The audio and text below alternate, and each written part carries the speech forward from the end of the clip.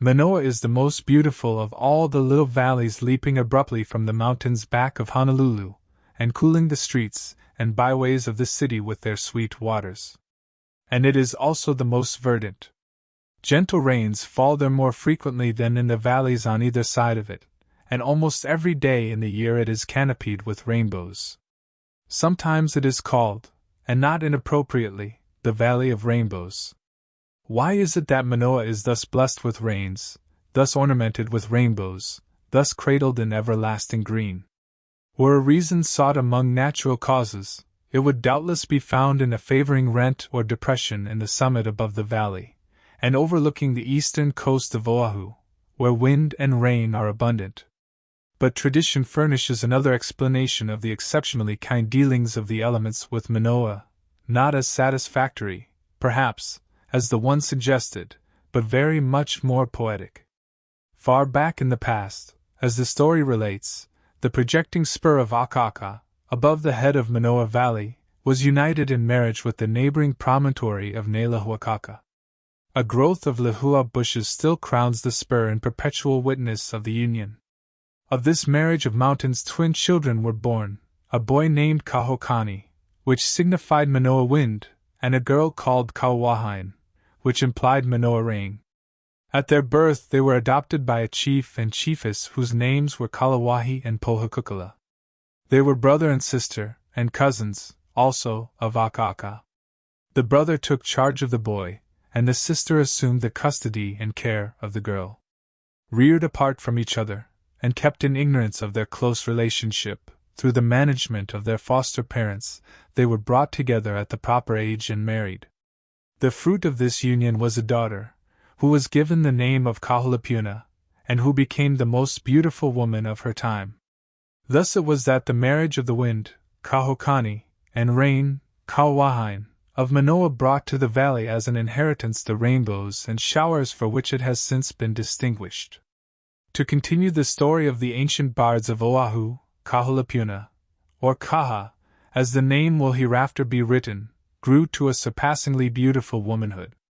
A house was built for her in a grove of sandal trees at Kahiamano, where she lived with a few devoted servants.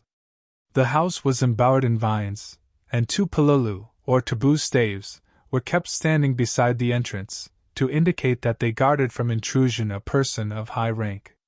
Her eyes were so bright that their glow penetrated the thatch of her hail, and a luminous glimmer played around its openings. When bathing, a roseate halo surrounded her, and a similar light is still visible, it is claimed, whenever her spirit revisits Kahiamano. In infancy Kaha was betrothed to Kauhi, a young chief of Kailua, whose parents were so sensible of the honor of the proposed union that they always provided her table with poi of their own making and choice fish from the ponds of Kawainui. The acceptance of these favors placed her under obligations to the parents of Kauhi and kept her in continual remembrance of her betrothal.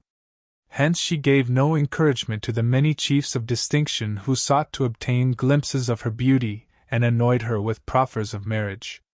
The chief to whom she was betrothed was, like herself, of something more than human descent, and she felt herself already bound to him by ties too sacred to be broken. The fame of her beauty spread far and near, and people came from long distances to catch glimpses of her from lands adjoining, as she walked to and from her bathing pool or strolled in the shelter of the trees surrounding her house. Among those who many times approached her dwelling but failed to see her were Kilauea and Kamana, 2 inferior chiefs, whose eyes were disfigured by an unnatural distension of the lower lids. In ungenerous revenge, and envious of those who had fared better, they decked themselves with leis of flowers, and repairing to the bathing place at Waikiki, boasted that the garlands had been placed around their necks by the beautiful Kaha, with whom they affected the greatest intimacy. Among the bathers at that popular resort was Kauhi. Although the day fixed for his marriage with Kaha was near at hand, he had never seen her, this being one of the conditions of the betrothal. The stories of the 2 miscreants were repeated until Kauhi at length gave them credence, and in a fit of jealous fury he resolved to kill the beautiful enchantress who had thus trifled with his love. Leaving Waikiki in the morning, he reached Kahiamano about midday. Breaking from a pandanus tree a heavy cone of nuts with a short limb attached, he presented himself at the house of Kaha. She had just awoke from a nap, and was about to proceed to her bathing pond, when she was startled at observing a stranger at her door. He did not speak, but from frequent descriptions she at length recognized him as Kauhi, and with some embarrassment invited him to enter. Declining, and admitting his identity, he requested her to step without, and she unhesitatingly complied. His first intention was to kill her at once, but her supreme loveliness and ready obedience unnerved him for the time, and he proposed that she should first bathe and then accompany him in a ramble through the woods. To this she assented, and while she was absent Kauhi stood by the door, moodily watching the bright light playing above the pond where she was bathing. He was profoundly impressed with her great beauty, and would have given half the years of his life to clasp her in his arms unsullied. The very thought intensified his jealousy, and when his mind reverted to the disgusting objects upon whom he believed she had bestowed her favors, he resolved to show her no mercy, and impatiently awaited her return. Finishing her bath and rejoining him at the door, her beauty was so enrapturing that he was afraid to look at her face, lest he might again falter. It was therefore with his back turned to her that he declined to partake of food before they departed, and motioned her to follow him. His actions were so strange that she said to him, half in alarm, "Are you indeed angered with me? Have I in any way displeased you? Speak, that I may know my fault." "Why, foolish girl, what could you have done to displease me?" replied Kauhi evasively.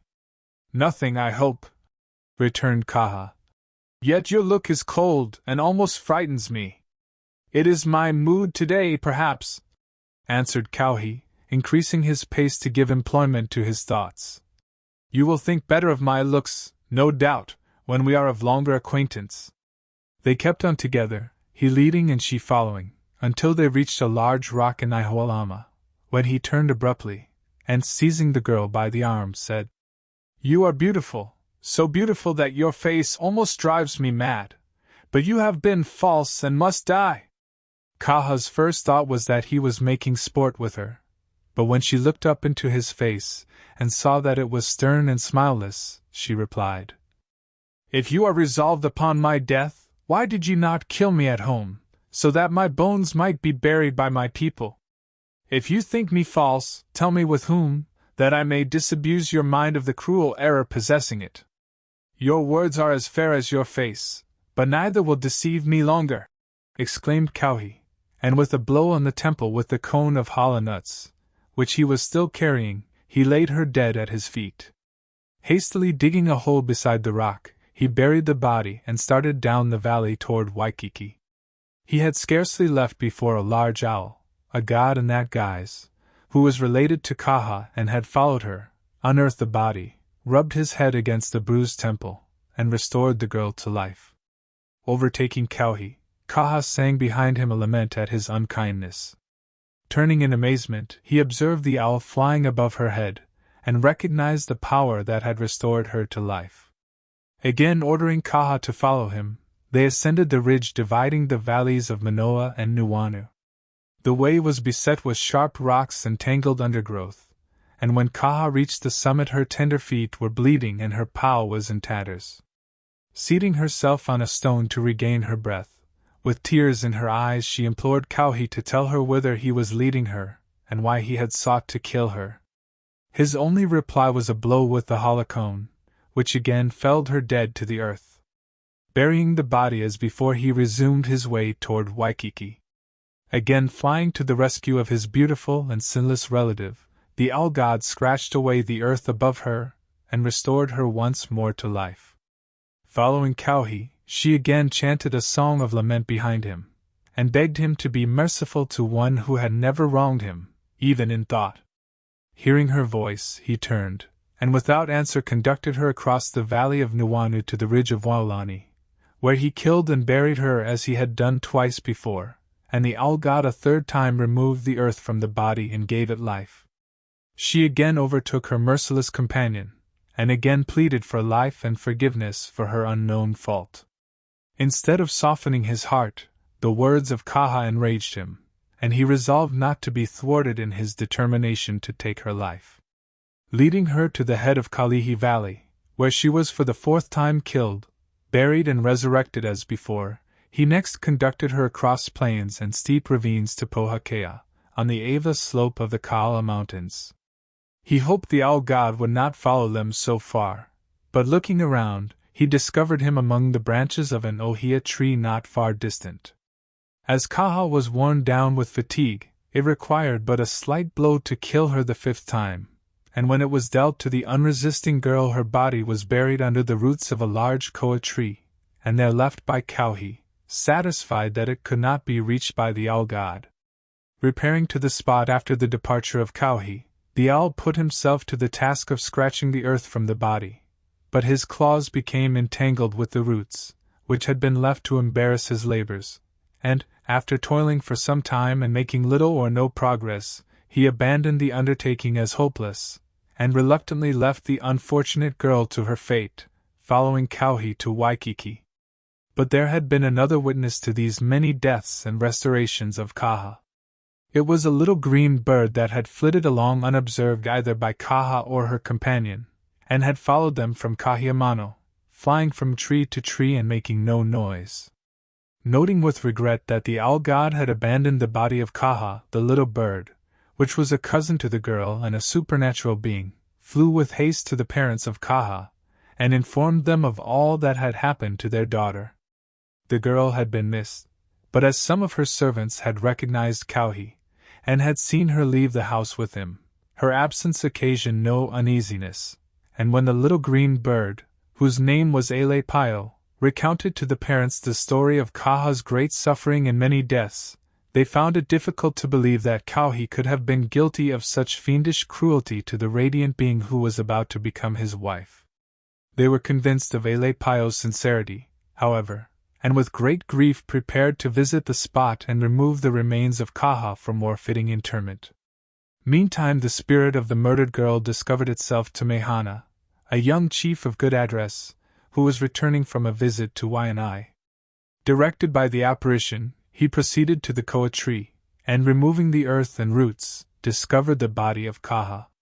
He recognized the face at once, notwithstanding the blood and earth stains disfiguring its faultless regularity.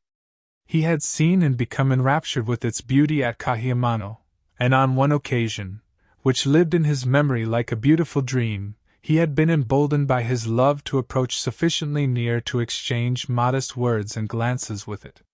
Gently removing the body from the shallow pit in which it had been buried, Mehana found to his great joy that it was still warm. Wrapping it in his kihei, or shoulder scarf, and covering it with male ferns and ginger, he tenderly bore it in his arms to his home at Kamoilialai. As he walked he chanted his love and scarcely felt his burden. Reaching home, he laid the body upon a kapamo, and earnestly implored his elder brother to restore it to life, he being a kahuna and having skill in such matters. Examining the body and finding that he could do nothing unaided, the brother called upon their 2 spirit sisters for assistance, and through their instrumentality the soul of Kaha was once more restored to its beautiful tenement. But it was some time before she fully recovered from the effects of her cruel treatment, some time, in fact, before she was able to walk without support. In her convalescence Mehana was her considerate and constant companion, and found no greater pleasure than in providing her with the delicacies to which she had been accustomed. She was greatly benefited by the waters of the underground cave of Moki, to which she was frequently and secretly taken, and under the watchful care of Mehana she was at length restored to health. With her recovery, in the home of her new friends at Kamoilialai, Kaha was introduced to a life that was new to her, but it was by no means an unpleasant change from the restraints of her listless and more sumptuous past behind the protecting shadows of her Pulalis, where she was jealously watched, and where rank closed her doors to congenial companionship. She repaired to an unfrequented beach, and unobserved, played with the shifting sands and sang to the waves, and at night went with Mehana to the reef with torch and spear in search of fish and squid. Knowing that her restoration to life could not be long kept from her relatives, Mehana told her that his love for her was great, and asked her to become his wife. "I shall never love anyone better than Mehana," replied Kaha. "But from infancy I have been betrothed to Kauhi. My parents, the wind and rain of Manoa, have promised that I shall be his wife, and while he lives I can be the wife of no other." The argument that Kauhi had forfeited all right to her by his cruelties failed to shake her resolution, and the brother of Mehana advised him to in some manner compass the death of Kauhi. To this end they apprised the parents of Kaha of her restoration to life, and conspired with them to keep secret the information for a time. This they were the more disposed to do because of their uncertainty concerning what Kauhi might again attempt should he find the girl alive. In pursuance of the plan adopted, Mehana learned from Kaha all the songs she had chanted to mollify the wrath of Kauhi while she was following him through the mountains, and then sought the killa houses of the king and chiefs in the hope of encountering his rival. It was not long before they met, under just such circumstances as Mehana desired. He discovered Kauhi engaged with others in the game of Kilu, and joined the party as a player. The killa passed from the hand of Kauhi to Mehana, who, on receiving it, began to chant the first of Kaha's songs. Surprised and embarrassed, Kauhi, in violation of the rules of the game, stopped the player to inquire where he had learned the words of the song he was singing. The answer was that he had learned them from Kaha, the noted beauty of Manoa, who was a friend of his sister, and was then visiting them at their home. Knowing that she had been deserted by the owl god, and feeling assured that Kaha was no longer living, Kauhi denounced as a falsehood the explanation of the player. Bitter words followed, and but for the interference of friends there would have been bloodshed. They met the next day at the killa house, and in the evening following, when similar scenes occurred between Mehana and his rival, Kauhi became so enraged at length that he admitted that he had killed the beautiful Kaha of Manoa, and declared the Kaha of Mehana to be an impostor, who had heard of the death of the real Kaha, and audaciously assumed her name and rank. He then challenged Mehana to produce the woman claiming to be Kaha, agreeing to forfeit his life should she prove in flesh and blood to be the one whom he knew to be dead, and subjecting Mehana to a like penalty in the event of the claimant proving to be other than the person he represented her to be. It had been the purpose of Mehana to provoke his rival to a combat with weapons, but the challenge of Kauhi presented itself as a more satisfactory means of accomplishing the object of his aim, and he promptly accepted it, and that both might be more firmly bound to its conditions, they were repeated and formally ratified in the presence of the king and principal chiefs of the district. The day fixed for the strange trial arrived. It was to be in the presence of the king and a number of distinguished chiefs, and Akaaka, the grandfather of Kaha, had been selected as one of the judges. Imus had been erected near the seashore by the respective friends of the contestants, in which to roast alive the vanquished chief, and dry wood for the heating was piled beside them.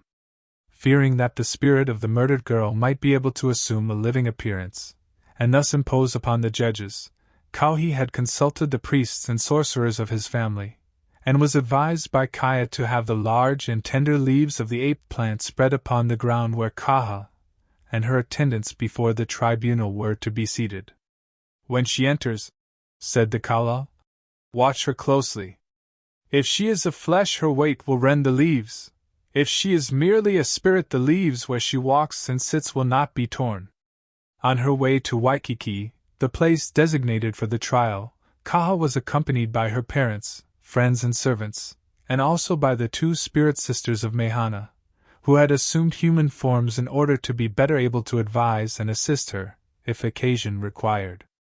They informed her of Kaya's proposed test with ape leaves, and advised her to quietly tear and rend them as far as possible for some distance around her, in order that the spirit friends beside her, who would be unable to do as much for themselves, might thereby escape detection.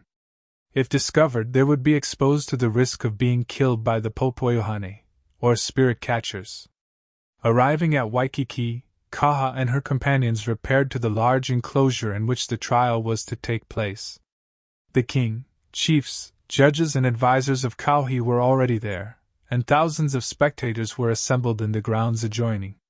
The ape leaves had been spread, by the consent of the king, as advised by Kaya, and Kaha entered with her friends and advanced to the place reserved for them. Not far from her stood Kauhi.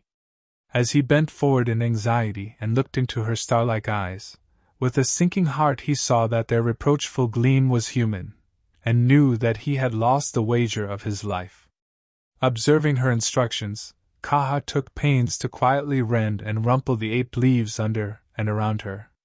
So far as she was concerned, the test was satisfactory. The evidence of the leaves torn by her feet could not be questioned. Kaya was therefore compelled to admit that Kaha was a being of flesh and bone, but in his disappointment he declared that he saw and felt the presence of spirits in some manner connected with her, and would detect and punish them. Irritated at the malice of the Kala, Akaaka advised him to look for the faces of the spirits in an open calabash of water. Eagerly grasping at the suggestion, Kaya ordered a vessel of clear water to be brought in, and incautiously bent his eyes over it. He saw only the reflection of his own face. Akaaka also caught a glimpse of it, and knowing it to be the spirit of the seer, he seized and crushed it between his palms, and Kaya fell dead to the earth beside the calabash into which he had been peering. Akaaka then turned and embraced Kaha, acknowledging that she was his granddaughter, and that her purity and obedience rendered her worthy of the love of the bold upland of Akaaka, and of her parents, the wind and rain of Manoa. The curiosity of the king was aroused, and he demanded an explanation of the strange proceedings he had just witnessed. Kaha told her simple story, and Kauhi, on being interrogated, could deny no part of it. As an excuse for his barbarous conduct, however, he repeated, and attributed his jealous rage to, the boastful assertions of Kumana and Kiwawakihilii. The slanderers were sent for at once, and, on being confronted by Kaha, admitted that they had never seen her before, and that they had boasted of their intimacy with her to make others envious of their good fortune. "Well," replied the king, after listening to the confessions of the miscreants, "as your efforts in exciting the envy of others have brought terrible suffering to an innocent girl, I now promise you something of which no one, I think, will envy you. You will be baked alive with Kauhi. If you have friends among the gods, pray to them that the Imus may be hot, and your sufferings short." The Imus were ordered to be heated at once, and Kauhi and the 2 calumniators were thrown into them alive and roasted. The first went to his death bravely, chanting a song of defiance as he proceeded to the place of execution, but the others vainly struggled and sought to escape. The retainers of Kauhi were so disgusted with his cruelty to Kaha that they transferred their allegiance to her, and the lands and fishing rights that had been his were given to Mehana at once. "And how do you intend to reward the young chief who hazarded his life for you?" inquired the king, pleasantly addressing Kaha as he rose to depart. "With my own, O king!" replied the girl, advancing to Mehana and laying her head upon his breast. "So shall it be indeed," returned the king. "I have said it, and you are now the wife of Mehana." In his gratitude the happy young chief threw himself at the feet of the king and said, "I am your slave, great king! Demand of me some great service or sacrifice, that you may know that I am grateful." "Even as you desire," returned the king. "I will put you to a task that will tax to the utmost your patience." "I listen, O king," said Mehana, resolutely. "The sacrifice I ask," resumed the king, with a merry twinkle in his eye, "is that for full 3 days from this time you embrace not your bride." "A sacrifice, indeed!" exclaimed Mehana, catching the kindly humor of the request, and slyly glancing at the downcast face of Kaha. "It is too great, I see, for one whose beard is not yet fully grown," interrupted the king. "Well, I withdraw the request. The girl is yours. Take her with you without conditions."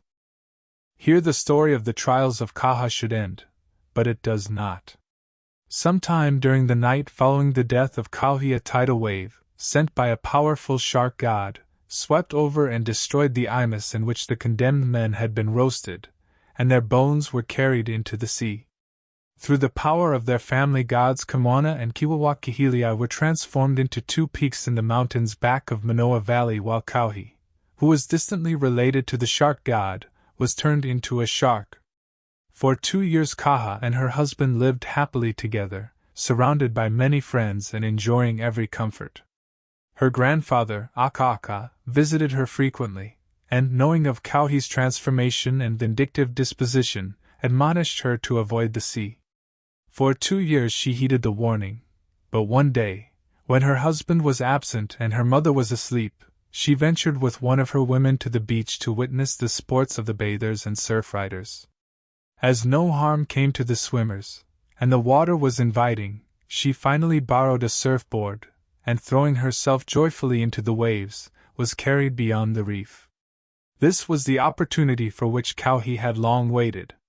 Seizing Kaha, and biting her body in twain, he swam around with the head and shoulders exposed above the water, that the bathers might note his triumph. The spirit of Kaha at once returned to the sleeping mother, and informed her of what had befallen her daughter. Waking and missing Kaha, the mother gave the alarm, and with others immediately proceeded to the beach. The bathers, who had fled from the water on witnessing the fate of Kaha, confirmed the words of the spirit, and canoes were launched in pursuit of the shark, still exhibiting his bloody trophy beyond the reef. Swimming with the body of Kaha just far enough below the surface to be visible to the occupants of the canoes, the monster was followed to Waianae, where in shallow waters he was seen, with other sharks, to completely devour the remains. This rendered her restoration to life impossible, and the pursuing party returned sadly to Waikiki. With the final death of Kaha, her parents relinquished their human lives and retired to Manoa Valley. The father is known as Manoa Wind, and his visible form is a small grove of hau trees below Kahalaopuna. The mother is recognized as Manoa Rain, and is often met with in the vicinity of the former home of her beloved and beautiful daughter. The grandparents of Kaha also abandoned their human forms, Akaaka resuming his personation of the mountain spur bearing his name, and his august companion nestling upon his brow in the shape of a thicket of lehua bushes. And there, among the clouds, they still look down upon Kahalaopuna and the fair valley of Manoa, and smile at the rains of Kauwahine, which day by day renew their beauty, and keep green with ferns and sweet with flowers the earthly home of Kahalaopuna.